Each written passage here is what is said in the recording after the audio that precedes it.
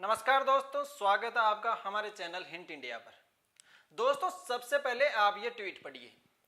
ये ट्वीट राजस्थान के पूर्व उप मुख्यमंत्री सचिन पायलट द्वारा किया गया है। सचिन पायलट अपने ट्वीट में लिखते हैं कि दिल्ली के लाल किले पर स्वतंत्रता दिवस समारोह में लोकसभा में विपक्ष के नेता राहुल गांधी जी को 5वीं पंक्ति में स्थान दिया गया।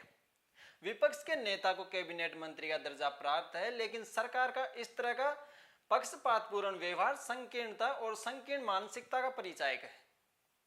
सरकार ने राहुल जी का ही नहीं बल्कि जनता की उस आवाज का अपमान किया है जिसे वे संसद में विपक्ष के नेता के तौर पर सबसे ऊपर उठाते हैं। दोस्तों, 15 अगस्त को लाल किले पर पीएम मोदी का भाषण एक चर्चा का विषय बना हुआ है और काफी सुर्खियां बटोर रहा है। दोस्तों, आपको बता दें कि पीएम मोदी के भाषण को लेकर देश की जनता को काफी उम्मीदें थी और उन सब उम्मीदों पर पानी फेर दिया गया। स्वतंत्रता दिवस पर पीएम मोदी के भाषण की थीम विकसित भारत रखी गई थी, मगर भाषण सुनने और देखने के बाद ऐसा लगा जैसे इस भाषण की थीम राहुल गांधी पर निशाना साधने की थी।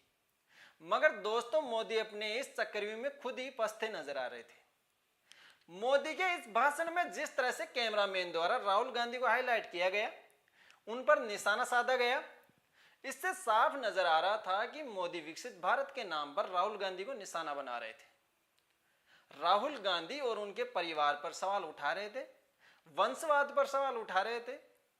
जिस तरह से देश के इतिहास में पहली बार नेता प्रतिपक्ष को 5वीं लाइन में बिठाया गया, क्या यह शोभायमान बात थी? ऐसे लगा जैसे मोदी संसद का अपना सारा गुस्सा राहुल गांधी पर इस भाषण में निकाल रहे थे।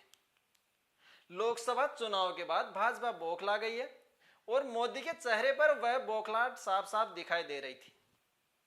मोदी ने अपने 103 मिनट के भाषण में क्या क्या कहा, इसको हम आपको पूरे एनालिसिस के साथ बताते। परिवारवाद पर मोदी का कहना है कि राजनीति में फ्रेश ब्लड जरूरी है, ऐसे युवा जिनके परिवार का राजनीतिक बैकग्राउंड ना हो। पीएम मोदी की इन लाइनों पर कैमरामैन राहुल गांधी को कैप्चर कर हाईलाइट करता है। आखिर बीजेपी और गोदी मीडिया जनता को क्या दिखाना चाहती है? क्या जनता इतनी बेवकूफ है? वह लोग कुछ नहीं जानते। मोदी जी, अब आपके धर्म वाले सच से पर्दा उठ चुका है और धर्म के नाम पर जो मलाया आपने देश की जनता को परोसी थी वह अब खत्म हो चुकी है। अगर परिवारवाद और वंशवाद की बात है तो कुछ नाम बीजेपी नेताओं के मैं बताता हूं आपको। पहले उन्हें बाहर करिए आप। चिराग पासवान जो बीजेपी के साथ गठबंधन में है, अनुराग ठाकुर, बांसुरी स्वराज, ज्योतिरादित्य सिंधिया, जितेंद्र प्रसाद, मिलिंद देवड़ा, ये सब नाम सुनने के बाद क्या आपको वंशवाद और भ्रष्टाचार पर बोलने का हक है? यूनिफॉर्म सिविल कोड को लेकर मोदी जी का कहना है कि इससे धर्म के आधार पर भेदभाव से मुक्ति मिलेगी। दोस्तों, ये बात आप सब भली भांति जानते हैं कि धर्म की राजनीति कौन कर रहा है और कौन नहीं। Modi ji one nation one election लाना चाहते हैं जिससे देश की प्रगति ना रुके। शायद मोदी जी आप भूल रहे हैं कि देश की प्रगति तो उसी दिन रुक गई जिस दिन इस देश के किसान और खिलाड़ी आंदोलन करने पर उतर आए और उन पर अत्याचार हुए, उन पर गोलियां दागी गई, उन पर लाठियां बरसाई गई, भरी सर्दी में उन पर पानी डाला गया और जिस दिन किसान शहीद हुए, असल मायने में देश की प्रगति तो तभी रुक गई थी। क्या करोगे आप वन नेशन वन इलेक्शन लाकर?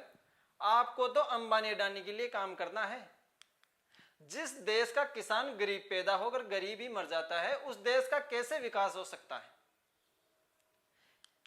इस वीडियो में इतना ही दोस्तों। अगर आपको हमारा वीडियो अच्छा लगा हो तो हमारे चैनल को सब्सक्राइब